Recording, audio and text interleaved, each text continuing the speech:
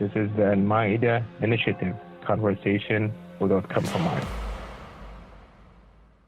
Is there like a point in Muslim history or kind of like maybe a present day example that you think, yeah, this is the way I can be Muslim and live in the real world and be a scientist and have all these things come together for me? I think science and religion should not really be twisted. And whenever I think about I know that scientists and religious scholars, they often have clashes and conflicts. But if I recall correctly, I think Galileo puts it in a really beautiful way when he says that religion determines how to go to heaven, while science determines how the heaven goes. So science is really understanding that. I think science is really understanding how the world works, where the world came from. But I mean, for me, there are a lot of patterns between science and religion that actually that actually supports the point that I want to continue being a Muslim, because I think that Islam really supports all the things that I learned through science.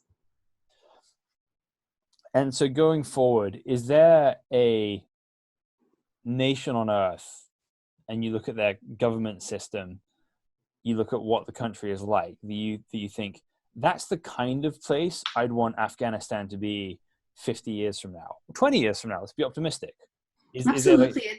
I think Singapore is the first place where I felt that, because I've been traveling for like quite a while now, and I think Singapore is one country that I really want Afghanistan to be like at some point in the future, because there's so many people from different religions, there's so many people from different nationalities, people with different opinions in terms of politics and everything, and yet they peace and harmony, and they live in peace and harmony together as one people, and that's something that inspires me endlessly. And I really hope Afghanistan gets to be a place like that at some point in the future. Have you ever been to England? I have not been to England.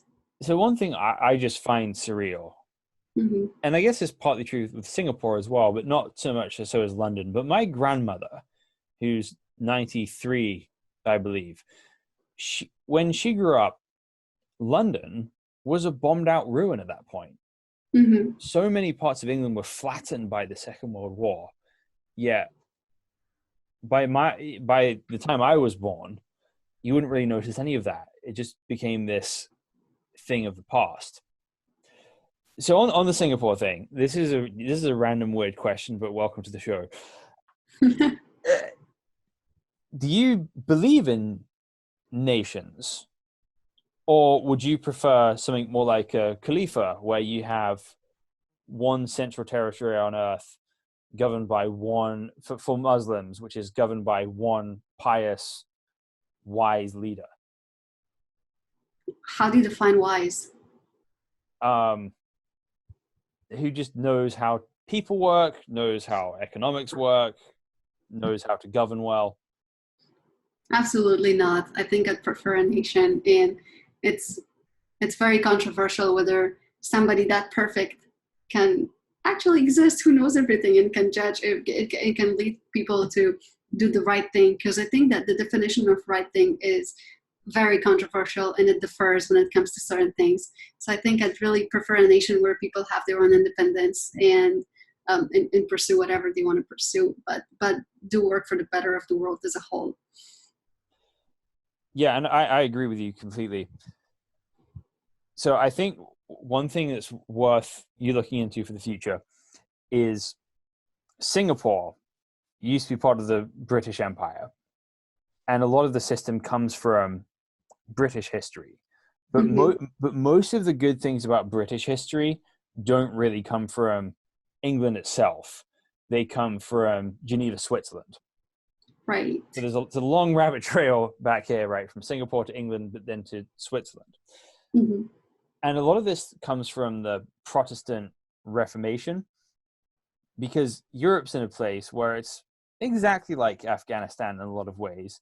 People, Mm-hmm. different groups are constantly at war with each other. You've got these basically tribal regional systems that are constantly at war. And part of it is the idea of, you have this Holy Roman Empire, which is, you've got one guy who's kind of supposed to be over everything, but then you've got like local people fighting amongst each other as well. And the modern nation state really comes out of something called the Peace of Westphalia, where these people were brought together from different warring groups to actually build cohesive nations together. And that's a part of history you do yourself a favor by looking at, because what you're hoping for has been done before.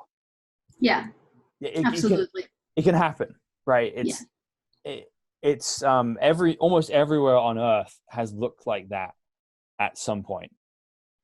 But it's worth going back to figuring out what's actually worked in the past and what can work again in the future. And it's never going to be exactly the same. You've got to figure it out.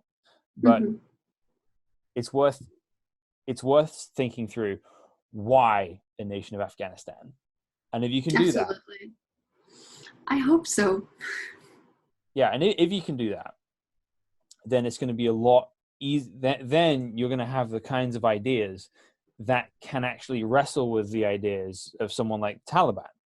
Because right now, the clash comes between, well, we want this kind of country because this is how Islam tells us the country should be. Now, whether that's right or wrong, those are the kinds of claims they're making. It's simplistic, it's catchy, it's easy to rally people around that, especially when you're being drone bombed by the Americans, right?